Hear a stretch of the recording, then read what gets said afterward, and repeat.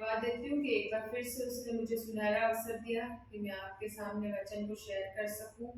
जब हम वचन को शेयर करने जाते हैं उससे पहले हम छोटी सी प्रार्थना करें।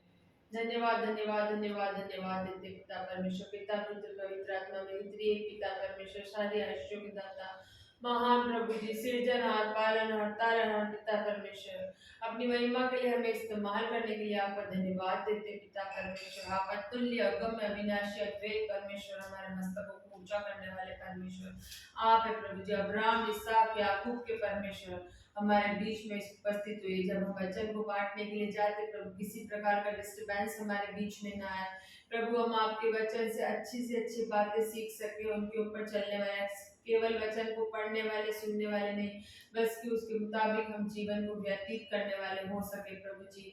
और एक बार फिर से सारी आराधना को आपके हाथों में सौंपते हैं। अपनी पवित्र आत्मा की उपस्थिति को हमारे बीच में बनाए रखिए प्रभु जी। अपनी पवित्र आत्मा के प्रेजेंस को हमारे बीच में भेजने के लिए हम आपका दिल से धन्यवाद करते प्रभु जी।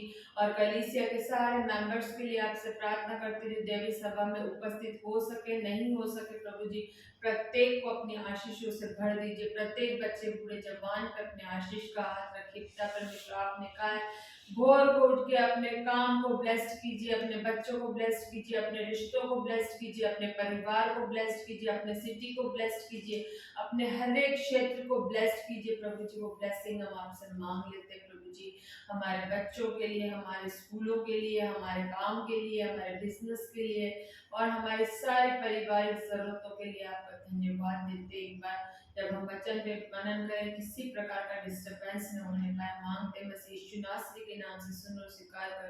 सारे मान, मर्यादा और गौरव हम आप ही को देते हैं, आमीन। एक बार फिर से हम आपके सम्मुख उपस्थित होते हैं एक नए विषय के साथ में। प्रभु हमारे 4 प्रश्नों के उत्तर के बारे में बताना चाहती हूँ कि प्रभु हमारे जीवन में 4 उत्तरों को रखते हैं, जो कि पहले 3 क्वेश्चन के आंसर है वो हम जानते हैं। पहला क्वेश्चन का आंसर होता है हाँ में, दूसरा क्वेश्चन का आंसर होता है ना में, तीसरा क्वेश्चन का आंसर होता है वेट, और चौथा आंसर ऐसा है जिसके विषय में हम नहीं जानते कि ये चौथा आंसर कौन सा है, लेकिन ये चौथा आंसर हमारे जीवन में सबसे महत्वपूर्ण आंसर होता है।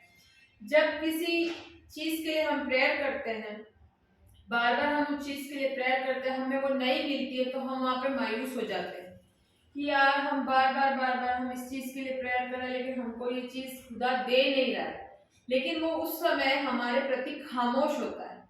चौथा आंसर जो होता है प्रभु का, वो खामोशी होती है। वो खामोशी में प्रभु चाहता है कि हम, वो देखना चाहता है कि मेरा भक्त कब तक मुझसे प्रार्थना करता है, कब तक सहन कर सकता है, क्योंकि वो एक चौथा आंसर ऐसा है जब शैतान हम पे अटैक करता है। चौथे आंसर के वेट के अंदर में शैतान हमको गड़बड़ी डालने की कोशिश करता है, वो हमको उस आंसर से भटकाना चाहता है। वो टाइम ऐसा होता है कि शैतान के पास ना राइट मिल जाता है कि यार इसको कैसे न कैसे करके हम इसके जीवन में कार्य करना शुरू करते हैं। शैतान यहाँ पर हमारे को गिराने की कोशिश करता है। शैतान से हम युद्ध में उस समय हार भी सकते हैं और जीत भी सकते हैं।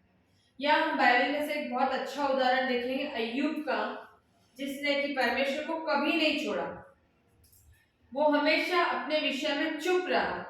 पवित्र शास्त्र के अंदर लिखा हुआ है कि वो पूर्वियों में सबसे अमीर था। हम अय्यूब 1 के अंदर देखते, ऊज देश में अय्यूब नाम का एक पुरुष था, वह खरा और सीधा था और परमेश्वर का भय मानता था और बुराई से दूर रहता था। उसके 7 बेटे और 3 बेटियां थी। देखिए यहाँ पे हम अय्यूब के बारे में पढ़ रहे हैं कि ऊज देश में रहने वाला था, पूर्वियों में सबसे धनाढ्य व्यक्ति था। लेकिन यहाँ पर हम आगे जाकर देखेंगे, कोई पढ़ेगा अय्यूब के अंदर से, अय्यूब 1 का 7 पढ़ेंगे। यहोवा ने शैतान से पूछा, तू कहाँ से आता है? शैतान ने यहोवा को उत्तर दिया, पृथ्वी पर इधर उधर घूमते फिरते और डोलते डोलते आया हूँ। आगे और पढ़ेंगे थोड़ा सा। यहोवा ने शैतान से पूछा, क्या तूने मेरे दास अय्यूब पर ध्यान दिया है, क्योंकि उसके तुल्य खरा और सीधा और मेरा भय मानने वाला और बुराई से दूर रहने वाला मनुष्य और कोई नहीं है। शैतान ने यहोवा को उत्तर दिया, क्या अय्यूब परमेश्वर का भय बिना लाभ से मानता है?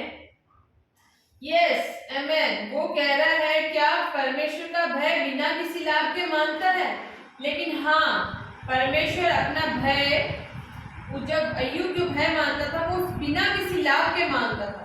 परमेश्वर उसके ऊपर कई विपत्तियां आई, लेकिन अय्यूब अपनी खराई से नहीं हटा, वो अपनी खराई से पार नहीं गया, वो अपने विश्वास से नहीं डगमगाया, उसने विश्वास को छोड़कर अविश्वास में नहीं गया। वो बहुत धनाढ्य था। शैतान चाहता था कि वो स्वार्थी बन जाए, परमेश्वर को वो डोलते डोलते जब आता है तो कहते परमेश्वर अय्यूब के विषय में बताता है कि बिना किसी लाभ के नहीं मानता, तूने उसके घर के चारों ओर बाड़ा लगाया है, तूने उसको आशीषित किया है, तूने उसको धनाढ्य बनाया है, तूने उसको बहुत आशीषें दी, इसलिए वो तेरा भय मानता है। परमेश्वर ने कहा ठीक है, परमेश्वर ने कहा उसकी शरीर को छोड़ के, और जो कुछ चाहता है वो शैतान उसके साथ कर सकता है। वो शैतान उसकी परीक्षा लेने लग गया। अब सबसे पहला अटैक शैतान ने कहाँ पे किया? अय्यूब की धन संपत्ति पे। सबसे पहला उसकी धन संपत्ति पे किया, उसके गधे, उसके घोड़े, उसके गाय बकरी जो कुछ थे सब नष्ट हो गए। शैतान ने सारे नष्ट कर दिए, उसकी धन के ऊपर हमला कर, अटैक कर दिया, लेकिन फिर भी अय्यूब परमेश्वर का भय मानने से नहीं चुका। यहाँ तक कि उसकी स्त्री ने भी उससे कहा था, अय्यूब 2:10 में भी हम पढ़ते, उसने कहा था तू मूढ़ स्त्री सी बातें न कर, क्या हम जो परमेश्वर के हाथ से सुख लेते हैं दुख न ले। इन सब बातों में भी अय्यूब ने अपने मुंह से कोई पाप नहीं किया। शैतान का कह रहा था कि धन संपत्ति के कारण आपकी परस्तिश करता है, अय्यूब कुछ कहता तो शैतान दोष लगा देता। अगर अय्यूब के मुंह से कुछ भी बात निकल जाती तो वो दोष लगा सकता था, लेकिन अय्यूब ने यहाँ 2:10 में हमने देखा, उसने कहा अगर हम सुख लेते हैं परमेश्वर के, तब हम ये नहीं कहते कि हमको परमेश्वर ने इतना सुख दिया।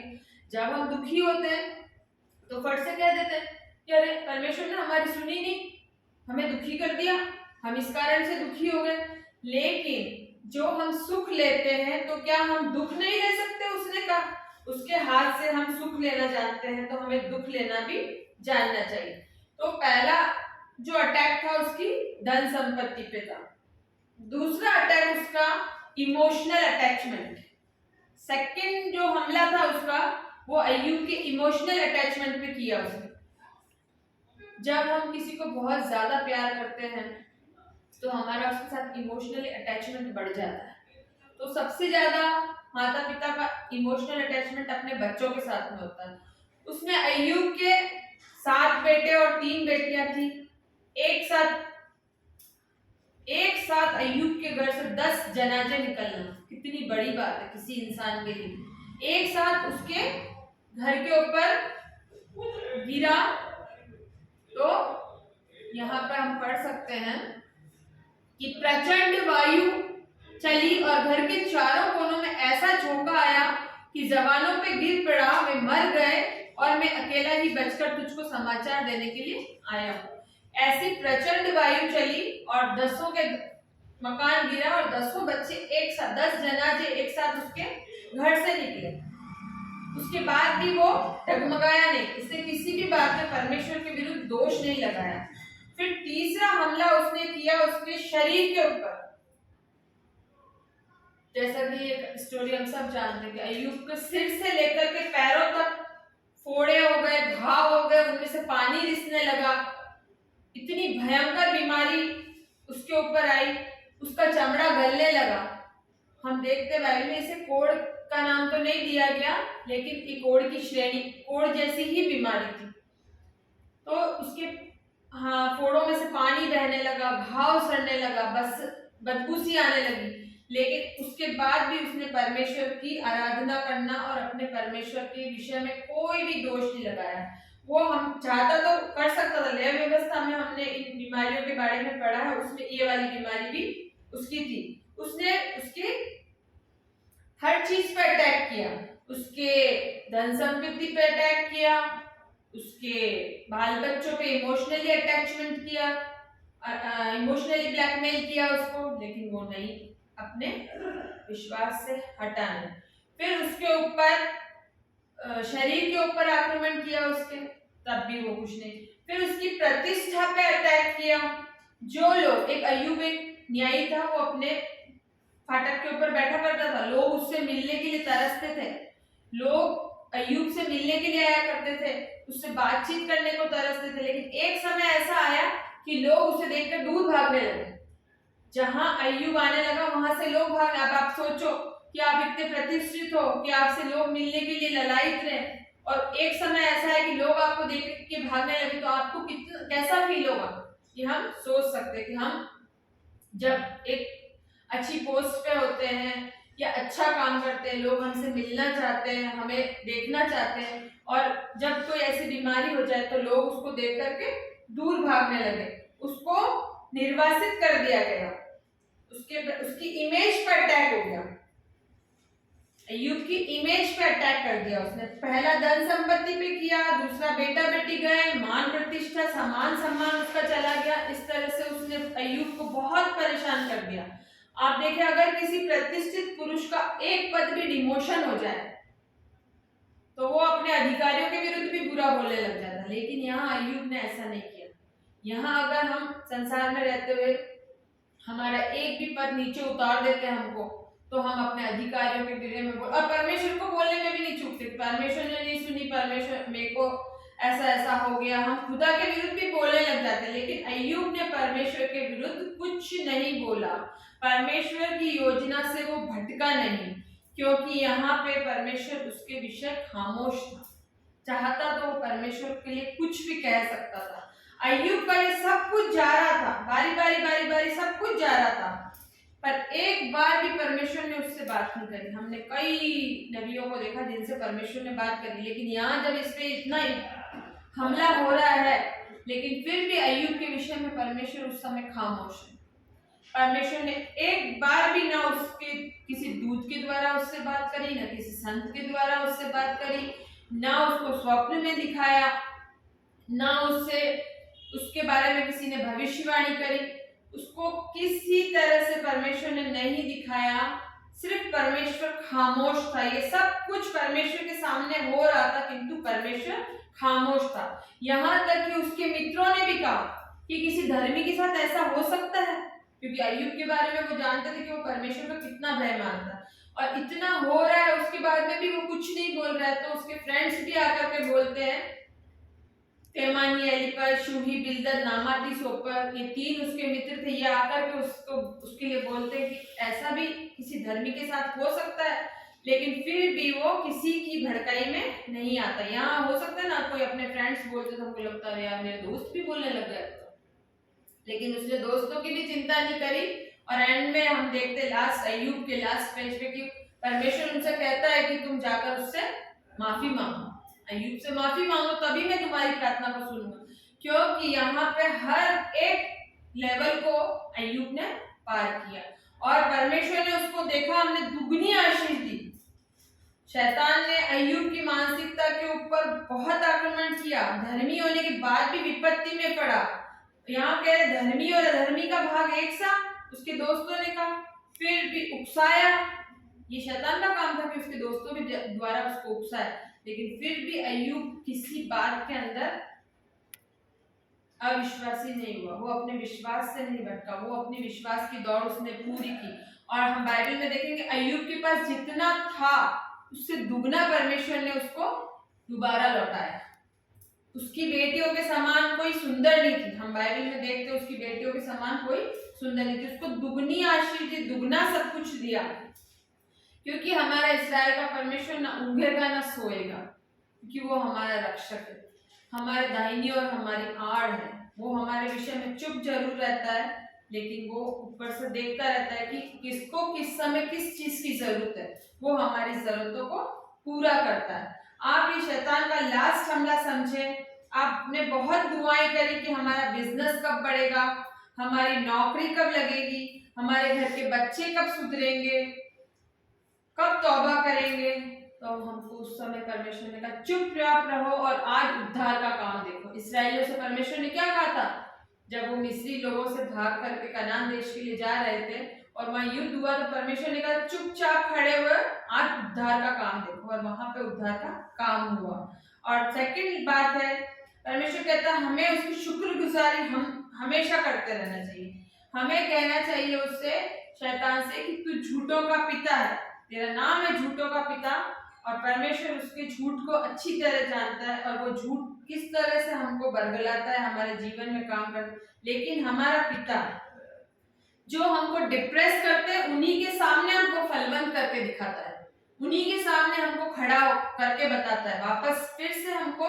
ये हमारे जीवन में चैलेंज होता है कि जो लोग हमको गिराते हैं परमेश्वर उन्हीं के सामने हमको खड़ा करके बताता है कि देखो ये मेरा दास अय्यूब जिसने इतना दुख उठाने के बाद में भी विश्वास में स्थिर रहा, तो परमेश्वर उसको फिर से स्टैंड करते हैं।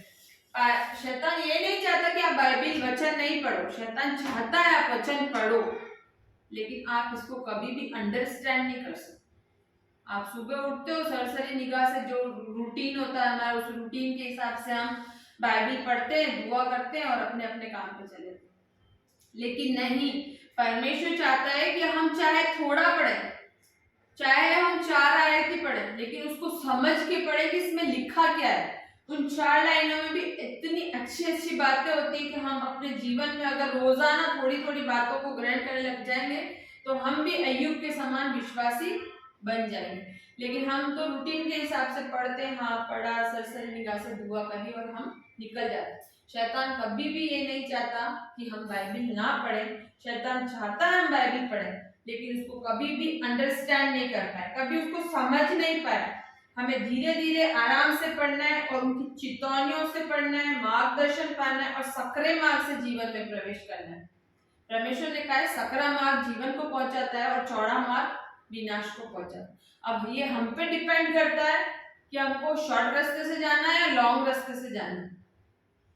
बाइबल में कोई शॉर्टकट नहीं है, हमको कोई शॉर्टकट रास्ते से नहीं जाना है। हमको धीरे धीरे वचन को पढ़ना है, समझ के पढ़ना है कि लिखा क्या है हमारे लिए, उसको हमको धीरे धीरे से समझते। अगर हमें नहीं समझ में आता हम हमारे अगुओं से पूछ सकते हैं, हमारे सेवकों से पूछ सकते हैं, हमारे बड़ों से पूछ सकते हैं कि ये लिखा क्या गया है, ये क्या बात समझाई गई है। अभी हमने अय्यूब का पढ़ा, उसी तरह हम आगे चलते हैं, एस्तर की पुस्तक निकालेंगे हम। एस्तर की पुस्तक में हम देखेंगे, एस्तर के अंदर बहुत अच्छा बताया गया परमेश्वर ने। एस्तर की पुस्तक निकालेंगे, एस्तर के अंदर परमेश्वर क्या कहने जा रहा है हमारे से। एक व्यक्ति था मोर्दके और एक व्यक्ति है हामान। एक व्यक्ति है मोर्दके और एक व्यक्ति है हामान। मोर्दके जो है वो यहूदी व्यक्ति है, यहूदियों से प्रेम करता है और यहूदियों को बचाना चाहता है। लेकिन हामान जो है वो ऐसा व्यक्ति है जो राजा के यहाँ प्रतिष्ठित है, प्रतिष्ठित पुरुष है, लेकिन वो यहूदियों की कभी भी अच्छाई नहीं चाहता। हम एस्तर 1 के अंदर पढ़ेंगे, एस्तर पहला अध्याय पहली आयत पढ़ेंगे। सरयश नामक राजा एक दिनों में ये बातें हुई। यह वही सरयश है जो 127 प्रांतों पर अर्थात हिंदुस्तान से लेकर कूश देश तक राज्य करता था। यस, यहाँ पे राजा सरयश के बारे में बताया है। राजा सरयश 127 प्रांतों के ऊपर राज्य करने वाला। यहाँ बाइबल में हिंदुस्तान का नाम 2 बार आया है, भारतवर्ष का नाम 2 बार आया है। किसी बाइबल में हिंदुस्तान आया है, किसी बाइबल में भारतवर्ष आया है। तो यहाँ पर हिंदुस्तान का नाम 2 बार बाइबल में बताया गया। और राजा सरयश जो 127 प्रांतों पर राज्य करता था, हामान उसका प्रतिष्ठित पुरुष था और मोर्दके यहूदी था, वो खुदा का बंदा था, खुदा की आराधना स्तुति करने वाला था। यहाँ पर क्या हुआ, हामान कोई भी मौका ऐसा नहीं छोड़ता कि वो मोर्दके को अपमानित ना करे। हमेशा वो ऐसा मौका ढूंढता रहता था कि वो किस तरह से मोर्दके को, और उसकी धीरे धीरे अपनी जलजलाहट को इतना बढ़ा लिया, इतना नीचा दिखाया करता था उसको कि उसके लिए एक फांसी का तख्ता भी वो तैयार करता है। आगे हम जाकर के पढ़ेंगे जब एस्तर की पुस्तक 6 के अंदर पढ़ेंगे। यहाँ पर एक दिन ऐसा हुआ कि राजा को नींद नहीं है, राजा को नींद नहीं आई। उसको नींद इसलिए नहीं आई कि उसको उसके जो कार्य करने वाले थे उसमें से 2 जनों ने राजा के ऊपर हाथ चलाने की युक्ति की थी। हम पढ़ेंगे 6 के अंदर 6 का 1 से 11 तक पढ़ेंगे।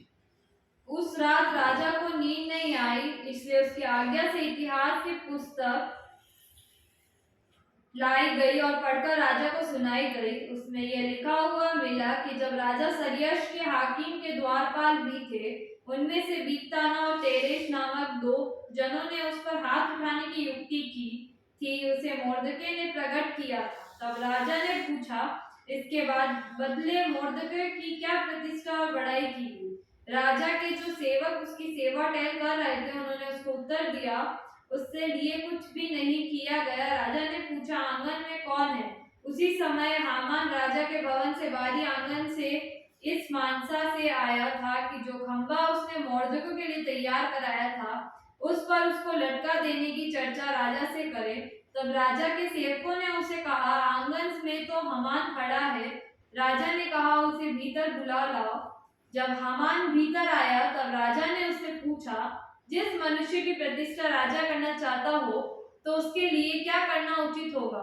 हामान ने यह सोचकर कि मुझसे अधिक राजा किसी प्रतिष्ठा करना चाहता होगा, राजा को उत्तर दिया, जिस मनुष्य की प्रतिष्ठा राजा करना चाहे, उसके लिए राज के वस्त्र लाए जाए, जो राजा पहनाता है, और एक घोड़ा भी जिस पर राजा सवार होता है, और उसके सिर पर जो राज के मुकुट धरा जाता है, वह भी लाया जाए। यस, यहाँ पर हामान ने योजना बनाई। उसने 75 फुट लंबा एक पिलर बनाया। किसके लिए बनाया? मोर्दके के लिए, कि मैं मोर्दके को फांसी पे लटकाऊंगा और सारे लोग देखेंगे और मैं कितना प्रतिष्ठित पुरुष हो जाऊंगा, कितना प्रतिष्ठित पुरुष कहलाऊंगा मैं उसको फांसी पे लटका के। लेकिन एक रात राजा को नींद नहीं आई। जब वो इतिहास का पुस्तक निकाल कर पढ़ी गई तो वहां पे बताया गया कि बिगतान और तेरेश नाम जो 2 उसके कर्मचारी थे, उन्होंने राजा पर हाथ चलाने की युक्ति करी थी और ये भेद मोर्दके ने राजा के सामने खोल दिया था कि ये 2 जने हैं जो आप पे हाथ चलाने की युक्ति करने वाले हैं। तो उससे राजा चेत गया, उसने चेतावनी दे दी। लेकिन एक दिन उसको नींद नहीं आया। राजा को उसने पूछा कि उसको इनाम मिला कि नहीं मिला कुछ? अगर उसने इतना बड़ा काम किया, इसके बदले में उसको कुछ इनाम मिला कि नहीं मिला? तो उन लोगों ने कहा कि नहीं, उसे कोई इनाम नहीं मिला। इसी टाइम पे हामान को बुलाया जाता है। राजा हामान को बुलाता है और उसको पूछता है कि ऐसा क्या करना चाहिए उसके लिए। तब वो बोलता है कि अगर राजा किसी के साथ ऐसा करना चाहे, ऐसी प्रतिष्ठा करना चाहे, तो उसके सिर पर क्या करे?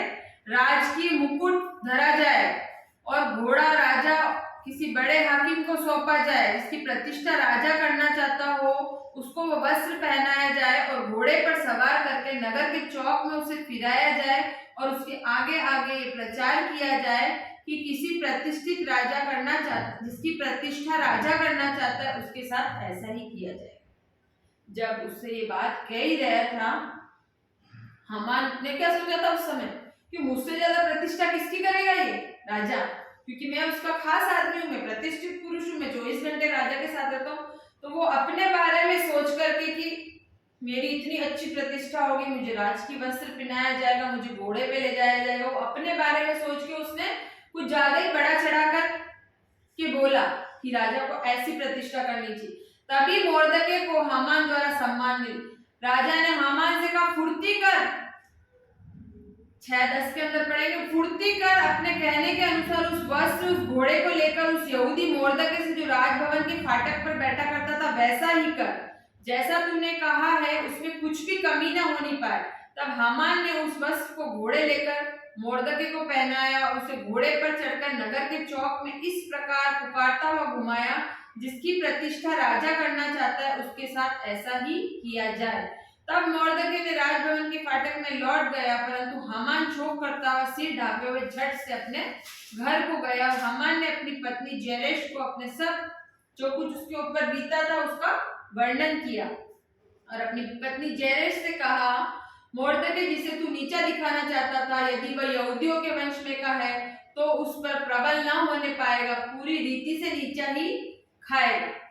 क्योंकि वो यहूदी था, यहूदियों के साथ में परमेश्वर कार्य करता था, वो यहूदी जाति को बचाना चाहता था। यहाँ पर वो बता रहा है कि हामान ने 75 फुट जो पिलर खड़ा किया था उसके ऊपर हामान को ही लटकाया गया, क्योंकि परमेश्वर उस समय हंस रहा होगा। उसने कहा इसके ऊपर तो मैं मोर्दके को लटकाऊंगा, लेकिन परमेश्वर ऊपर से कह रहा था इस पर तो बेटा मैं तुझे ही लटकाऊंगा, क्योंकि गलत काम तो हामान ने किया था। मोर्दके तो हमेशा यहूदियों की भलाई ही चाहता था, उसने अच्छे ही कार्य किए थे यहाँ पे। लेकिन जब ये सब कुछ मोर्दके के साथ होता था, परमेश्वर ने कभी भी मोर्दके से बातचीत नहीं की, न स्वप्न के द्वारा की, न भविष्यवाणी के द्वारा, न किसी स्वर्गदूत के द्वारा। परमेश्वर उसके विषय में खामोश था। मैं यहाँ पे आपको बताना चाहती हूँ 4 आंसर्स जो हमारे जीवन में है। सबसे फर्स्ट यस, जो हमको मिल जाता है जल्दी से। सेकंड है नो, परमेश्वर मना कर देता है, नहीं। किसी भी स्वप्न के द्वारा, किसी भी सेवक के द्वारा हम किसी से प्रेयर कराने जाते तो वो हमको बोलते नो, ये काम नहीं करना। और थर्ड होता है हमें वेट करना होता है। परमेश्वर कहते प्रतीक्षा करो, अभी तुमको उत्तर मिलने वाला है। लेकिन इस फोर्थ आंसर के बारे में कोई नहीं जानता, जहाँ परमेश्वर जो अय्यूब के बारे में भी हमने पूरी बाइबल में देखा कि कहीं पे भी नहीं लिखा हुआ है कि परमेश्वर ने उससे बातचीत की, परमेश्वर ने उसको सपने में दिखाया, या किसी स्वर्गदूत के द्वारा उससे बात की, या किसी भविष्यवाणी। यहाँ तक कि उसकी फ्रेंड्स भी उसके लिए बोल के चले गए क्या धरती पे भी इतनी विपत्ति पड़ सकती है। यही सेम हामान और मोर्दके की कहानी में भी है।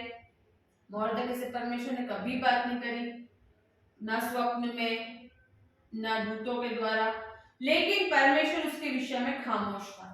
लेकिन उसको जब ये सब कुछ हो रहा था, अब ऑटोमेटिकली परमेश्वर ने उसकी सुधि दी और हामान को लटकाया गया और मोर्दके को अच्छा स्थान दिया गया, उसको प्रतिष्ठित करा गया, उसे घोड़े पे बिठाया गया, उसे राजकीय वस्त्र पहनाया गया।